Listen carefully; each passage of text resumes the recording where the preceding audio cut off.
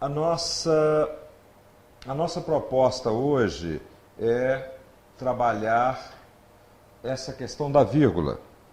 Numa primeira instância, a gente vai depois estender.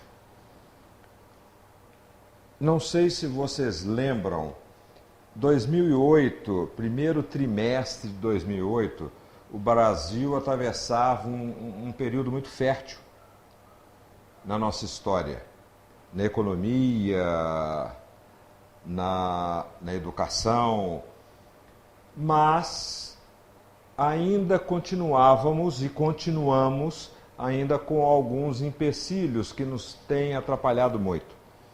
E foi na comemoração dos seus 100 anos de fundação que a Associação Brasileira de Imprensa, em abril de 2018, ela comemorando os seus 100 anos, ela lança uma campanha que foi vinculada em todos os meios de comunicação, televisivos, escritos e na internet, apesar de não ser tão forte como atualmente, né? Mas ela lança essa campanha chamando atenção para essa vírgula. A vírgula muda tudo. 100 anos lutando para que ninguém mude uma vida na sua informação. O que uma vírgula pode fazer se omitida, se trocada numa comunicação? O que ela pode fazer? Alterar tudo. Ela altera tudo, né? Então, ela pode ser uma pausa ou não. Não espere. Não espere. Ela pode sumir com o nosso dinheiro. R$ 245, R$ 2,45. Ela pode ser autoritária. Aceito. Obrigado. Aceito, obrigado. Pode criar heróis. Isso só ele resolve. Isso só ele resolve. E criar vilões. Esse juiz é corrupto. Esse juiz é corrupto. Pode ser a solução. Vamos perder, nada foi resolvido. Vamos perder nada, foi resolvido. Significa vida ou morte. Matar, não. Perdoar. Matar, não perdoar. E com relação a essa frase, na Segunda Guerra Mundial aconteceu um fato muito interessante, que foi justamente isso aí. Uma aldeia foi dizimada por conta a vírgula ter sido colocado em lugar errado. O comandante do batalhão que estava naquele lugarejo, ele recebe uma mensagem em código Morse, né? Porque não existia ainda essa tecnologia nossa, e o operador trocou o lugar da vírgula. A ordem é para que a vida naquela comunidade fosse preservada. Mas quando ele recebe a mensagem, estava lá, matar, não perdoar. Toda a aldeia foi dizimada, toda a comunidade foi dizimada. Então, por conta da mudança da vírgula, quantas vidas se perderam? Se perderam dentro de uma nomenclatura lá de fora. A gente vê isso de maneira diferente, né? Pode mudar uma opinião. Não queremos saber. Não queremos saber. Pode ser uma ofensiva. Não quero comprar seu porco. Não quero comprar seu porco. Então, a vírgula muda tudo. Nessa frase, se o homem soubesse o valor que tem a mulher, andaria de 4 à sua procura. Vocês, mulheres, aonde vocês colocariam a vírgula?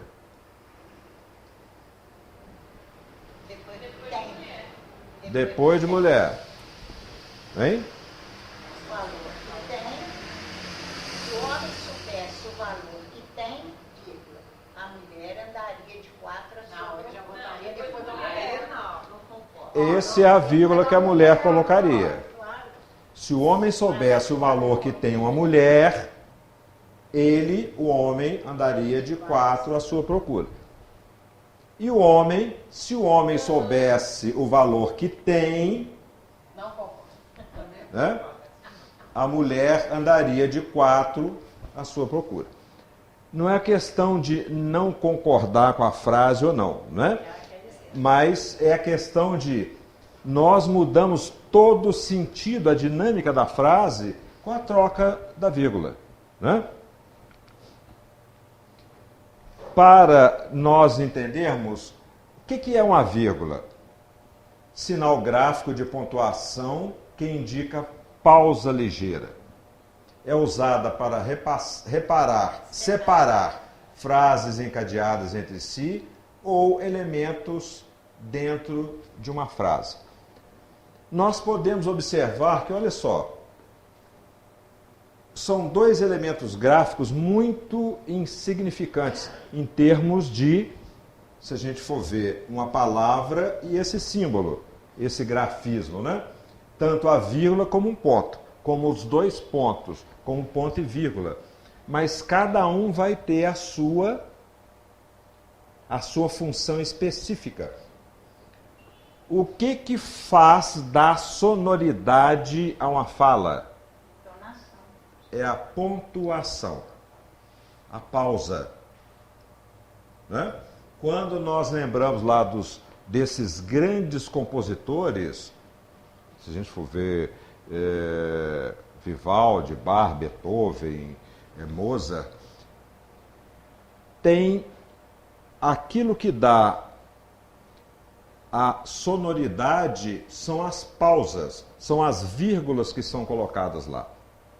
A gente hoje está passando por um processo muito interessante, eu não sei se com vocês, mas os nossos filhos, os nossos netos, ao usar o celular com o WhatsApp, não existe nada disso. Toda essa dinâmica da sintaxe da nossa língua foi para o espaço, como eles dizem, né? Não tem vírgula, não tem pontuação, é abreviatura e aquela coisa doida, quando você lê, está aquele negócio direto. E mesmo assim, na maioria das vezes, são poucas junções de letras que vão dar eles leem aquilo e falam assim, entendi. Você vai ver aquilo e fala assim, o que é isso? Né? Então, nós vamos usar a vírgula para dar sonoridade à nossa escrita, à nossa comunicação. E a grande pergunta é essa. Aonde nós estamos colocando as nossas vírgulas? Estamos colocando lá matar, não perdoar, ou matar, não perdoar. E se alguém de vocês me diz assim, mas eu não sei ler, eu não sei escrever, mas você sabe falar, não sabe? O que vai dar o uso da vírgula na nossa conversa, na nossa fala? É a pausa. É ela que vai dar essa sonoridade, além de você expressar aquilo exatamente o que você quer, você vai criar uma comunicação com o outro de forma harmônica. Né? A gente vê, por exemplo,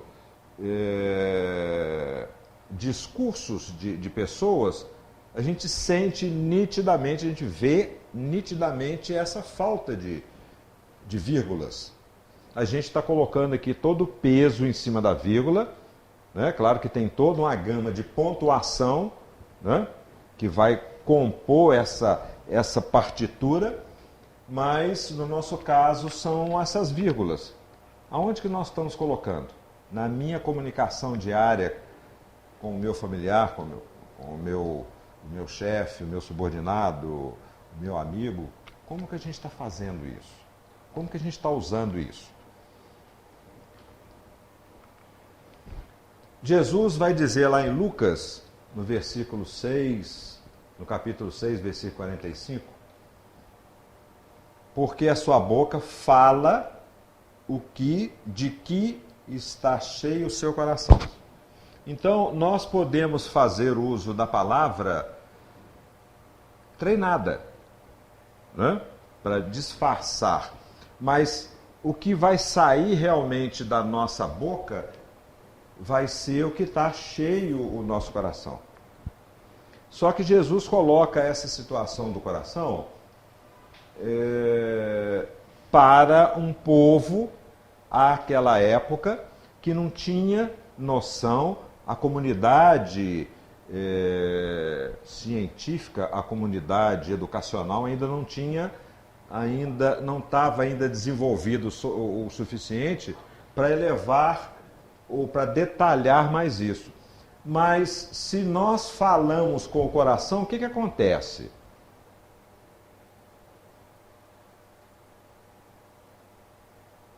A gente vai externar o que sente. O que sente? Os sentimentos. Sim.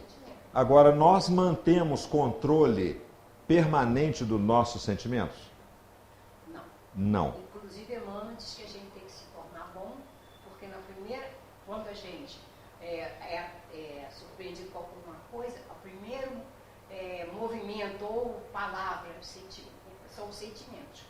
Então, a gente pode pecar, no caso, se a gente quiser se esconder o que somos, Sim. nós seríamos, no primeiro momento, não vai sair o que fala o coração. Sim. Agora, esse coração ele pode estar contaminado, né? Eu posso estar vivendo... o Chico dizia que nos momentos de crise, quando eu vou responder uma pessoa, o que ele sugeria? Que a gente colocasse a água benta, a água santa. Eu ficasse lá. Isso vai dar tempo de eu assimilar, de eu trabalhar as minhas emoções e, acima de tudo, fazer o quê? O que está acima da emoção? Razão. Não é à toa que a gente tem essa anatomia, né? Joana de Anjos vai dizer que a gente precisa trabalhar de tal maneira que razão e emoção trabalhem juntos, né?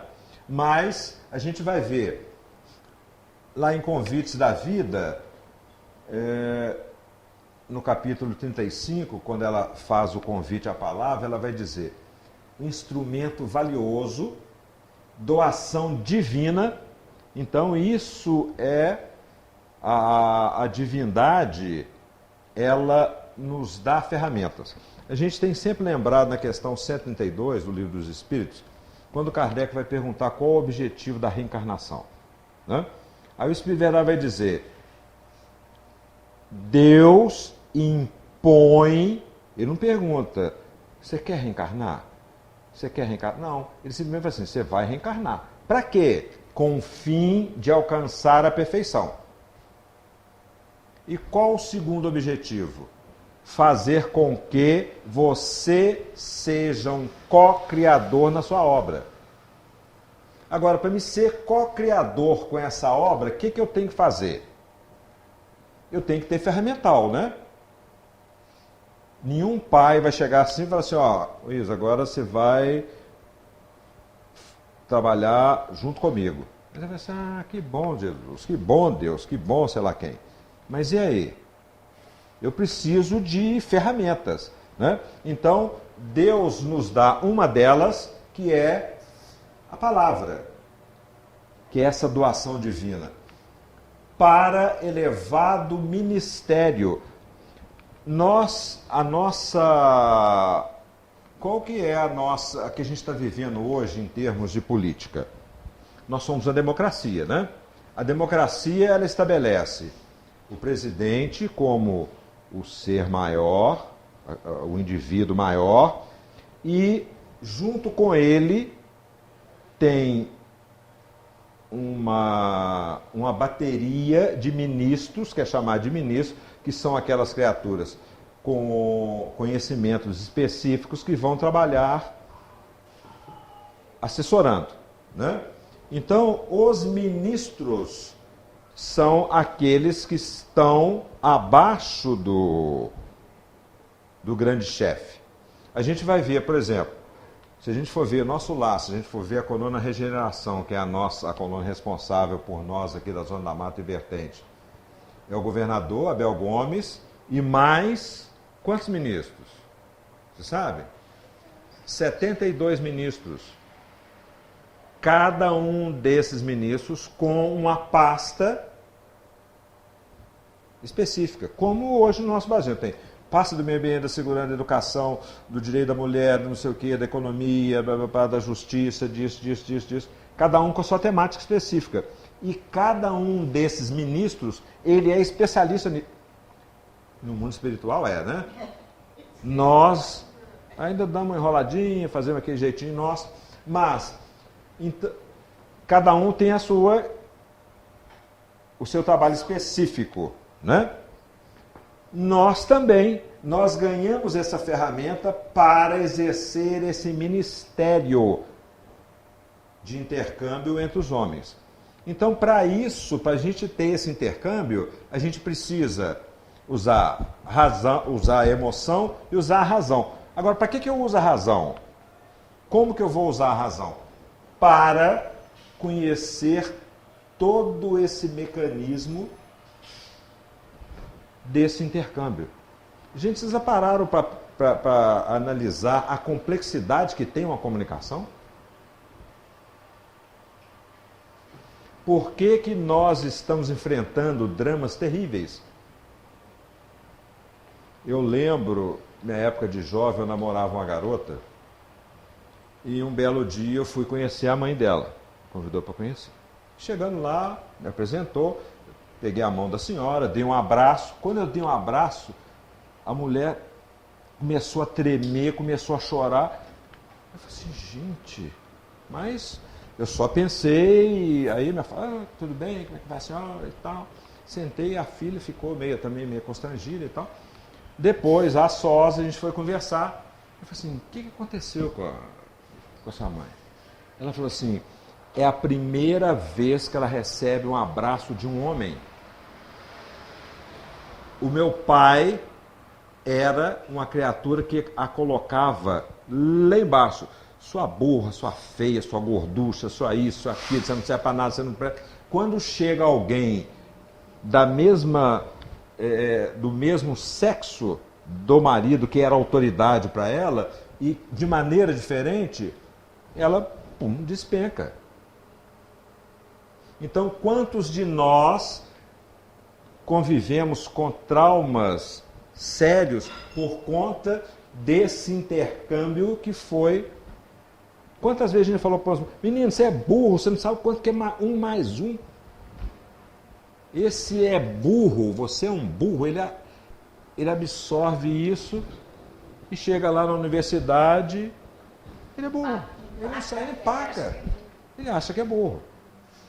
Nós, que passamos aí dos 12 anos, né? Quantos desafios a gente carrega por conta disso? Então, ela vai continuar falando, heróis e santos reformularam os alicerces do temperamento pessoal ancestral, colocando alicerces para a era melhor. Quantas criaturas nós podemos escrever aqui que fizeram isso? Né? O próprio Jesus, Buda, Moisés, Luther King, o próprio Gandhi. Né? Quantos têm feito isso? Falando, alavancaram para um mundo melhor. E a gente lembra, a gente fala em mulheres, né? E fala em homem, mas a gente esquece da mulher. Nós fizemos um levantamento, eu fiz um levantamento, a BBC de Londres fez uma homenagem às mulheres e fez uma coletânea de 100 mulheres que fizeram a diferença, cada uma dentro da sua área. Então, eu trouxe 3 para a gente conhecer. Essa Cindy Arlete, advogada no Peru, ela se tornou o símbolo da não violência doméstica depois de ter sofrido uma violência com o namorado. Ela foi, inclusive, condecorada pela Melania Trump, a época que o Trump estava no poder, né? Por conta desse trabalho que ela faz. O trabalho dela é falar, colocar nas mídias sociais, colocar para o público, colocar para o governo. Ela fala, e com a fala dela, ela tem feito a diferença. Helena Gorolova, 49 anos, assistente social da República Tcheca. Ela faz campanha contra a esterilização forçada de mulheres e se empenha para que a criança recolhida em instituições sociais seja devolvida às suas famílias. São mulheres que para nós são anônimas, né? Eu tinha visto falar nessas donas aí, ninguém de nós, né? Nessa lista de 100 a gente conhece algumas, né? Muito poucas, né? E a Krishna Kumari, 40 anos, política, ela é senadora lá no Paquistão e ela fez uma campanha, depois de trabalhar em regime de semi-escravidão, contra trabalho escravo, né? Então essas mulheres, esses homens, levaram a palavra de forma positiva e construtiva, elevando o padrão do planeta Terra, né? Joana continua. Falando, Hitler hipnotizou multidões enceguecidas que se atiravam sobre nações, transformando-as em ruína por onde passavam. E quantos de nós, hoje, 2022, no nosso Brasil, quantas criaturas têm feito isso? Quantas aqui em Juiz de Fora têm feito isso? Quantas na nossa casa têm feito isso? É claro que essas criaturas chegaram ao topo, né, no limite máximo dessa comunicação, né? Hitler era um exímio falador, né? Ele tinha um magnetismo que ele hipnotizava as criaturas que estavam e convencia. E a gente tem também, dentro desse viés, algumas criaturas que, vamos ver se vocês vão lembrar. Aqui, ó, pelo que você falou do pai da namorada, ele abaixava, rebaixava ela. Sim, sim. E uma coisa interessante, já desencarnou há muito tempo. Ele era professor da Universidade de Mineralogia de Ouro Preto. Ele chegava na universidade, na sala de aula, com a maletinha, põe a maletinha em cima da mesa, tirava o revólver e colocava em cima da mesa. Então, só isso, a gente comunica verbalmente, mas nós também comunicamos, né, corporalmente. Se eu faço isso, que mensagem eu passo para as criaturas que estão à minha volta, né? Então, então nós temos aí, eu lembrei dele, né, o James Warren, o Jim Jones, né, fundador da seita do Templo dos Povos, né, que foi responsável pelo assassinato em massa em 78. Vocês lembram disso? Lembram, né? Você lembra? Mais de 918 pessoas que tomaram aquele suquinho de uva fluidificado, né? Com estricnina, com remédio para rato, alguma coisa assim. E mais alguns assassinatos, né? Uma criatura, ele tem um verbete que é colocado por Jim Jones, que é: antes um pastor, logo depois a voz do Apocalipse. Então alguém que usou o dom de falar e usou para o mal, né? Nessa encarnação, né? Possivelmente, provavelmente está se recuperando dessas. E ele ficou uns tempos aqui no Brasil, tá? Então, Joana continua lá. A palavra, todavia, deve partir das fontes do pensamento. luarizado pelo Evangelho. Agora, como que isso acontece?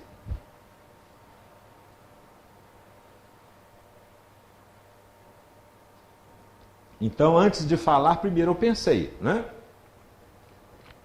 Aí a gente vai colocar de novo essa pergunta. Aonde que a gente está colocando as nossas vírgulas? Como estão as fontes do nosso pensamento? Por isso que às vezes a pessoa fala uma coisa, dá errado, aí outra falou. Tá vendo? Não, mas eu não penso isso. Eu falei por falar, mas não pode. Veio do pensamento. Então, como é que a gente vai fazer isso? Como é que a gente vai identificar isso? Como que eu vou saber determinar o local correto da minha vírgula? Como que eu vou saber distinguir entre uma frase que edifica, uma frase que perdoa e a outra que mata? Só através da instrução, só através do conhecimento. Então, por isso, quando a Joana fala dessa questão do pensamento luarizado pelo Evangelho, a gente vai lembrar da mente lá no que o Emmanuel vai descrever, a gente vai ver a descrição lá. Então, nós somos espíritos. Nós temos um grande atributo que é o pensamento. Esse espírito, ele vai exteriorizar aquilo que ele é, aquilo que ele tem, através do pensamento, que é esse atributo. Só que esse pensamento, ele vai, digamos, ser colocado para fora através da mente. Quando a gente vai... Eu, espírito, pensei, exteriorizei através da mente, através desse espelho. O Emmanuel, lá em Pensamento e Vida, ele vai dizer que é o espelho da vida em toda parte. Ergue-se na terra para Deus, sob a égide do Cristo. A feição de diamante bruto, que arrancado ao vento escuro do solo, avança com orientação do lapidário para a magnificência da luz. Então, hoje, todos esses homens, todas essas mulheres, todos nós que colocamos, exteriorizamos esse nosso pensamento e que deu, como diz a minha neta, deu ruim, foi por conta de quê? Ignorância. Nós ainda podemos, isso não é questão de passar a mão na nossa cabecinha não, tá? Mas o nosso período evolutivo, o nosso patamar evolutivo hoje, ele está dentro disso aqui. A nossa mente, aquele espelho, ainda está sujo. É como o nosso óculos. Você vai usar, você vê que está meio sujo, você vai, passa um paninho, dá uma melhorada. Esse passar o paninho é o quê? É o conhecimento. Que faz com que eu, detectando toda essa estrutura, olha só, a gente saiu de uma vírgula para começar a trabalhar conceitos muito grandiosos. E olha que aqui a gente está só en passant nesses conceitos, né? Agora, por isso a questão da emoção e do raciocínio. Porque com a emoção eu vou dar o meu tom na conversa, eu vou dar a minha melodia. Agora, com o meu conhecimento, aquilo que eu falo, ele vai ser felicitante, né?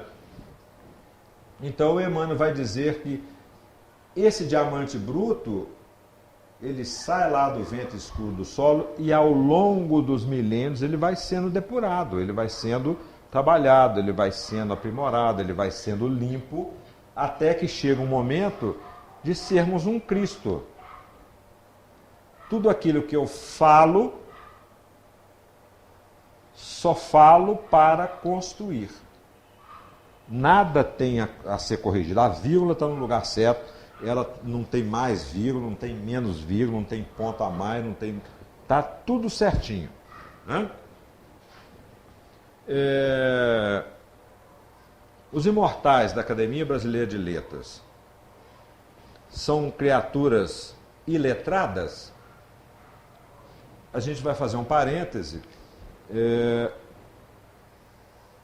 Eu já havia conhecido anteriormente, através de conversas com a minha irmã. Minha irmã mora em Belo Horizonte e ela trabalhou praticamente a vida inteira na UFMG. Ela era diretora de cultura da UFMG. E ela ficava encarregada, junto com uma equipe, um grupo de estudiosos, pelo Vale do Jequitinhonha e por uma tribo de índio que chama, também lá do norte de Minas, que chama Chacriabá. Então, eles fizeram uma série de intervenções, a universidade colocou todo o ferramental que ela tinha a favor dessas pessoas. Então, são artesãos, são artistas, são gente do povo, né? Que a grande maioria deles não sabem escrever o O com a boca do copo. São ignorantes, mas são chamados de mestres, mestres do saber.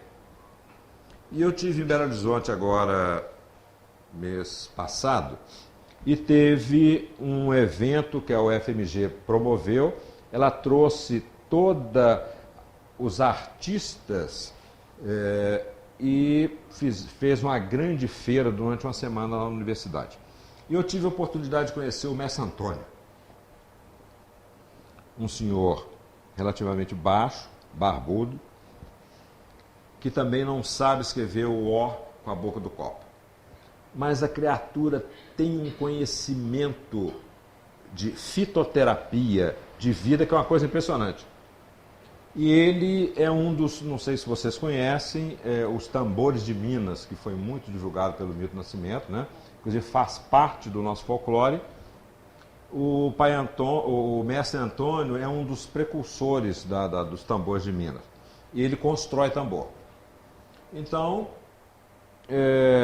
a minha irmã, numa das idas lá, que ela passava, às vezes, 15, 30 dias lá com eles, e um dia lá na casa do mestre Antônio conversando, ela viu numa parede lá um monte de paus, de galhos longos, né? Que ele usa para fazer o tambor. Ela perguntou: mestre, isso aí você faz o quê? Eu faço tambor com isso. Mas como? Está muito grosso para você enrolar. Eu falei: não, minha filha. Acontece o seguinte: eu vou para a mata, eu chego na beira da mata, eu faço uma oração, convoco os espíritos responsáveis e cato a madeira. Você quer ver? Pegou um galho de árvore, um pau, mais ou menos dessa grossura. Você quer ver como é que ele já sabe?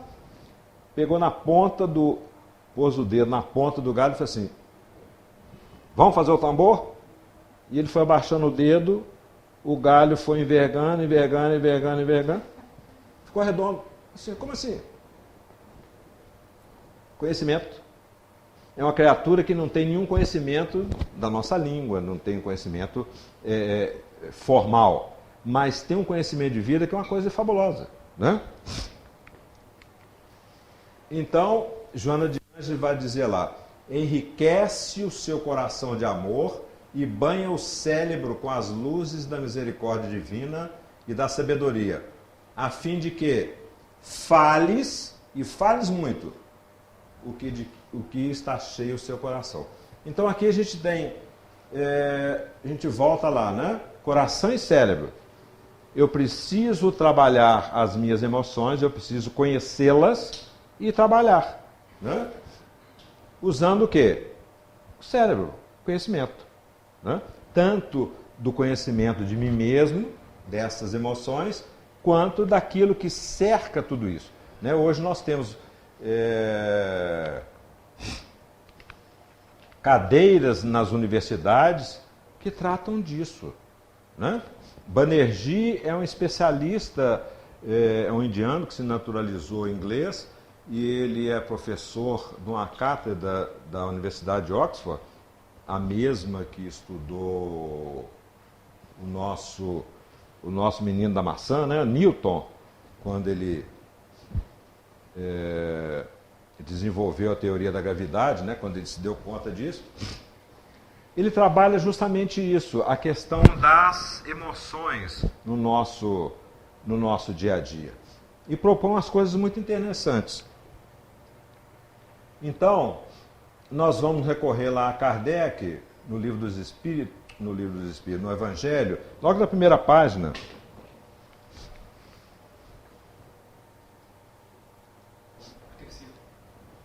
Aqui?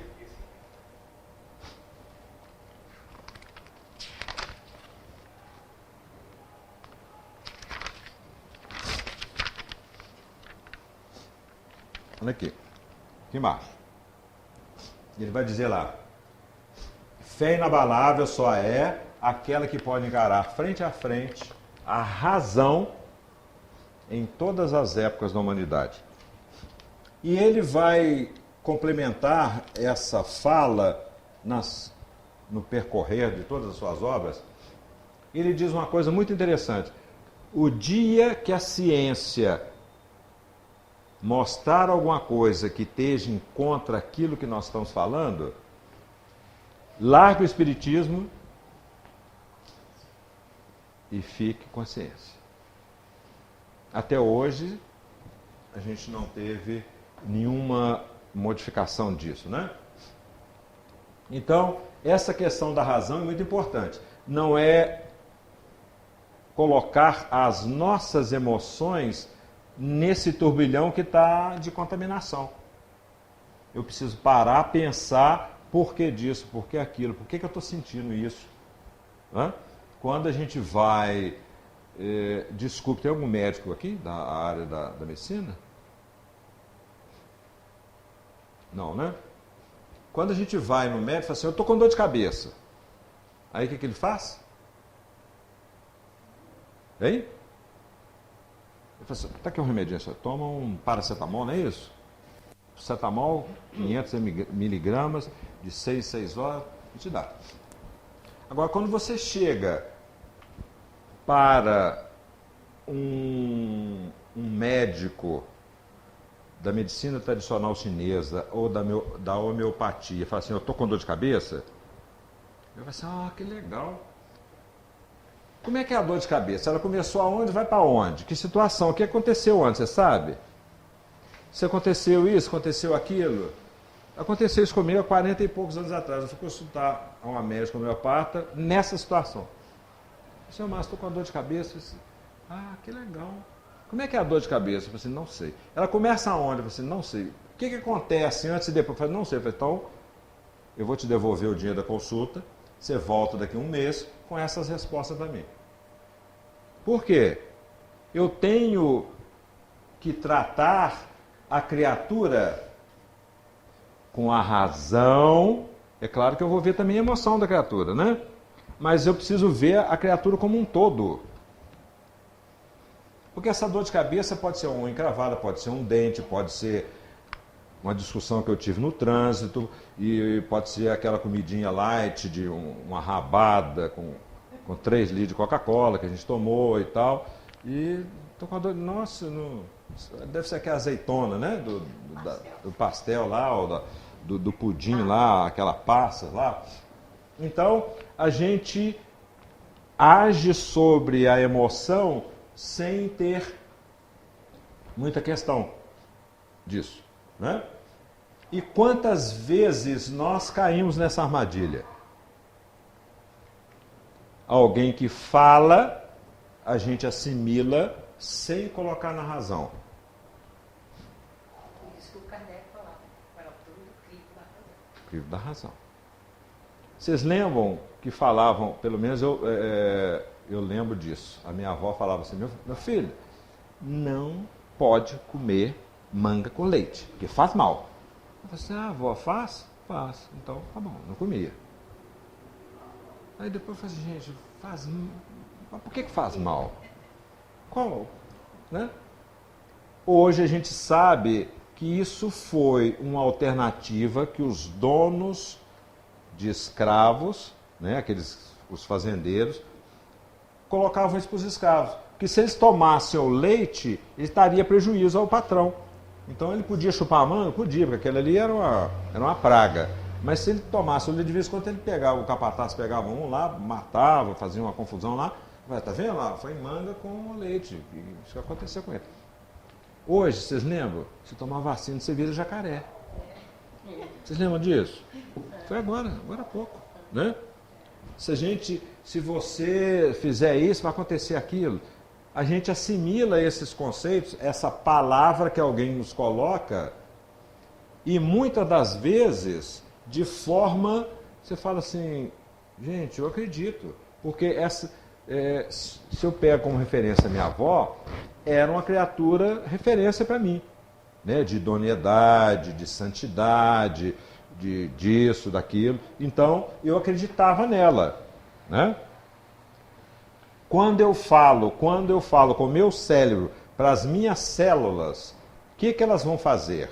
Ela fala assim, eu não sou capaz de, sei lá, descer a escada. Uma autoridade falando para as minhas células que eu não consigo descer a escada. Eu vou descer a escada? Não vou. Vou travar. Quando eu vejo uma escada, eu travo. Porque é uma autoridade falando para o subalterno, que executa os comandos. Né? Então a gente precisa colocar isso na peneira da razão. Pau que nasce torto, morre torto. Vocês lembram disso? Né? Isso é mais das antigas, né? Mais da minha época. Mas são essas expressões que a gente ainda carrega, que a gente ainda não colocou lá na peneira da razão.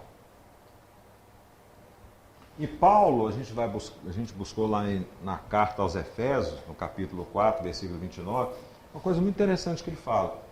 Não saia da vossa boca nenhuma palavra torpe, mas só a que for boa para promover a edificação, para que dê graças aos que a ouvem. Então, é preferível nós ficarmos calados, fechar a boca, do que a gente falar alguma coisa que não edifique. Agora, por que isso? Por quê? Porque eu sou responsável pelo aquilo que eu falo, pelo aquilo que eu não falo e gostaria de falar, e para aquilo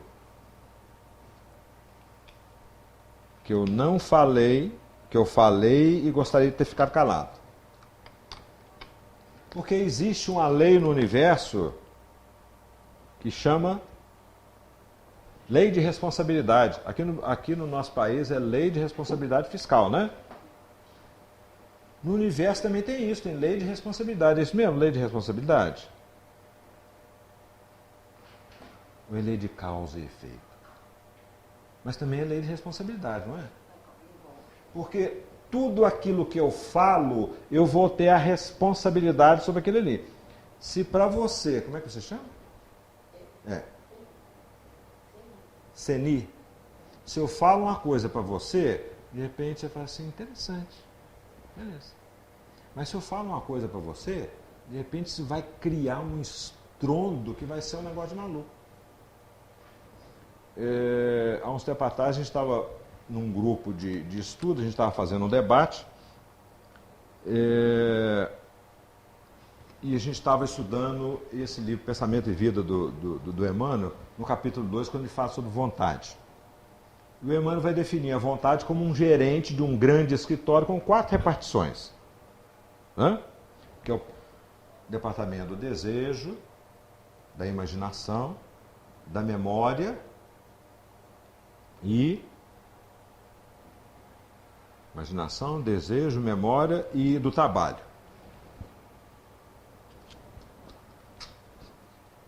cada um desses setor, desse departamento, ele tem uma função. Então, todas as vezes que eu vivo alguma coisa, por exemplo, esse momento,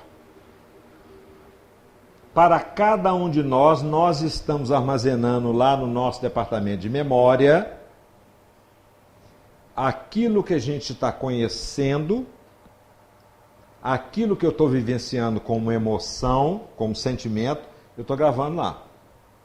Então, se eu vou a um concerto de música clássica, né? Aquele ali vai gerar uma série de informações que vai passar pelo meu coração e pelo meu cérebro. Eu vou gerar outras informações e gravo isso. Isso fica gravado desse departamento da memória. Está lá no perispírito, né? Essas informações. E ele vai dizer que esse gerente, quem que é o gerente desse escritório? Não.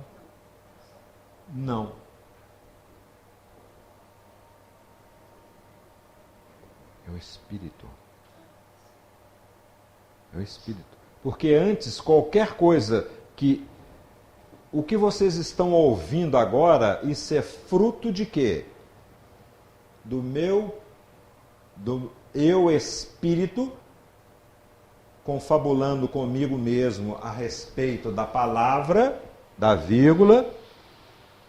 Isso passa, o pensamento pega isso, joga para a mente sai distribuindo isso. Então ela vem lá, passa pelos órgãos do perispírito, mente e emoção, e através dos outros corpos, passando pelo corpo espiritual, pelo corpo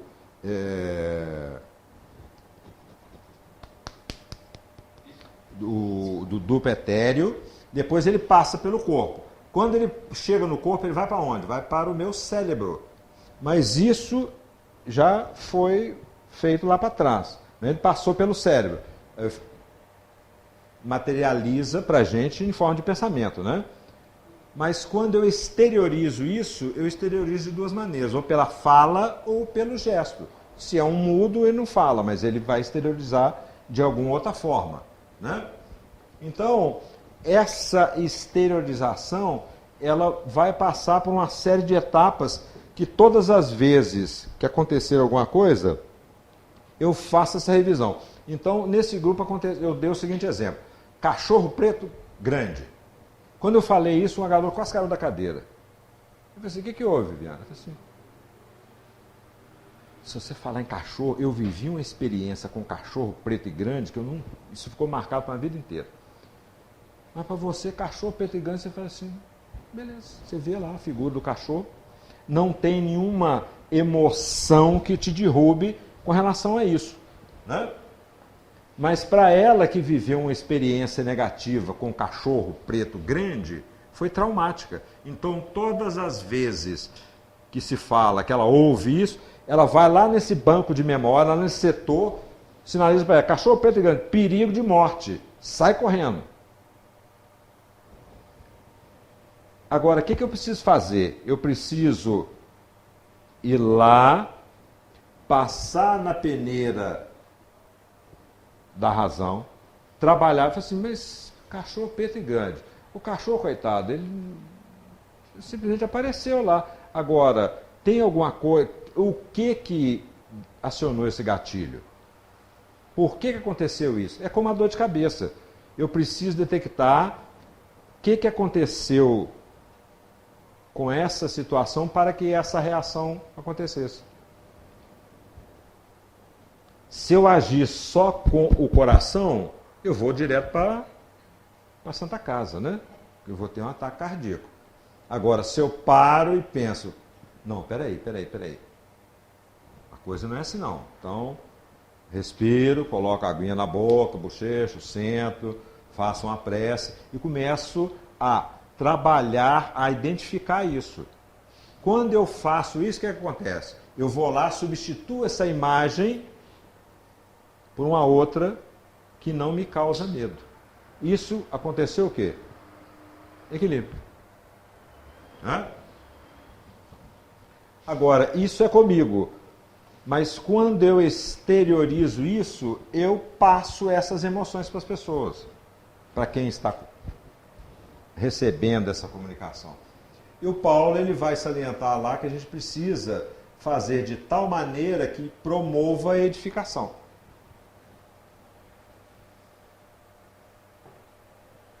Eu tenho que me preocupar com isso. Por quê?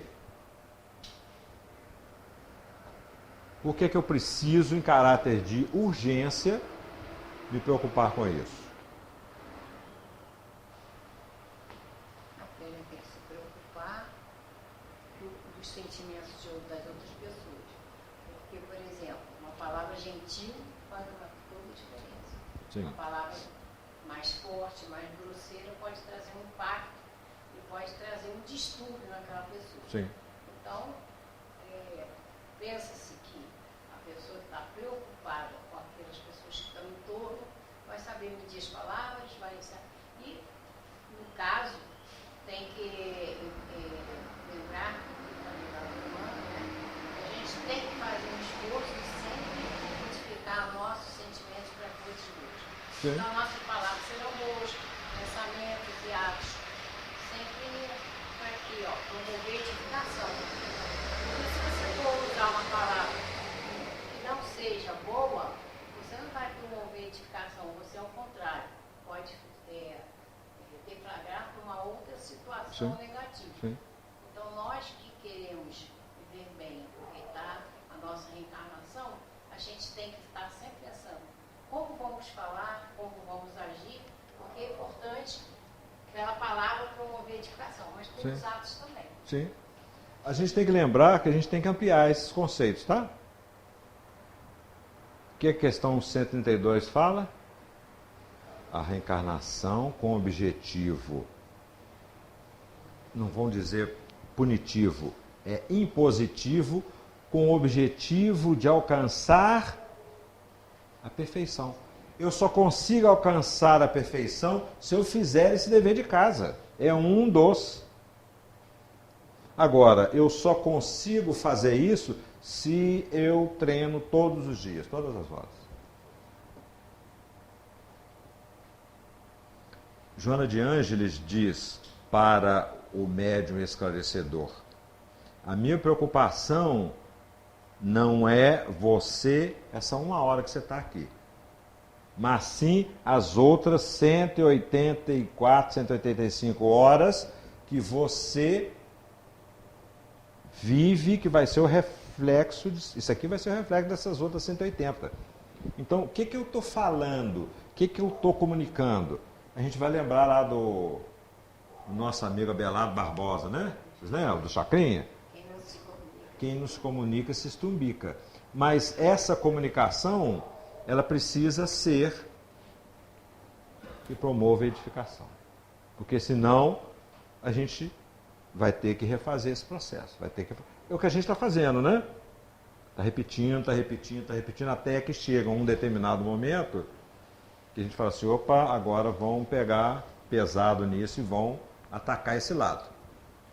Eu acho que grande dificuldade, né, de você obter cada vez mais conhecimento, é você se vigiar cada vez mais nas palavras, nos atos.